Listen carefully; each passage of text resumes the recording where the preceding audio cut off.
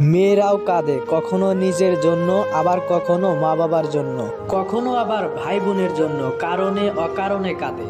কখনো ছেড়ে যাওয়া প্রিয় মানুষের জন্য, কখনো নিজের বাড়ির জন্য, কখনো ছেড়ে আসা প্রিয় মানুষের জন্য, কখনো নিজের সাজানো চার দেয়ালের ছোট্ট রুমটার জন্য, কখনো নিজের আত্মসম্মান রক্ষার জন্য, আর শেষমেশ নিকষ অন্ধকারে। মেয়েদের জীবনটা হচ্ছে একটা ভাসমান নৌকার মতো, কোথাও স্থায়ীভাবে থাকতে চাইলেও থাকে না। কখনো বাবা মার বাড়িতে, কখনো শ্বশুর বাড়িতে, কখনো বৃদ্ধ হয়ে সন্তানের বাড়িতে। একটা সময় জীবনের শেষ নিঃশ্বাস ত্যাগ করে, শেষ অবধি জায়গা হয় অন্ধকার ঘরে।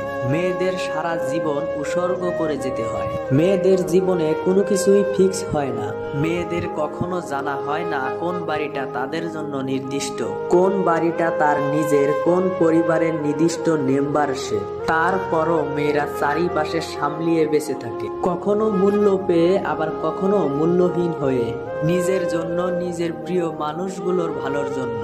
মেয়েরাও ভালো থাকতে চায়, শান্তিতে বেঁচে থাকতে চায়।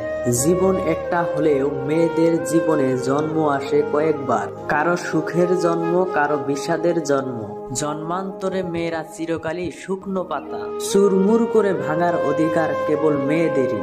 জীবন তো একটা, পৃথিবীর সকল নারীরা বেঁচে থাকুক তার প্রাপ্ত সম্মান নিয়ে। গল্পটির মধ্যে কোনো ভুল হয়ে থাকলে তাহলে অবশ্যই আমাকে ক্ষমার দৃষ্টিতে দেখবেন। আর আমাদের এই পেজে আপনি নতুন দর্শক হয়ে থাকলে অবশ্যই একটি ফলো দিয়ে রাখবেন।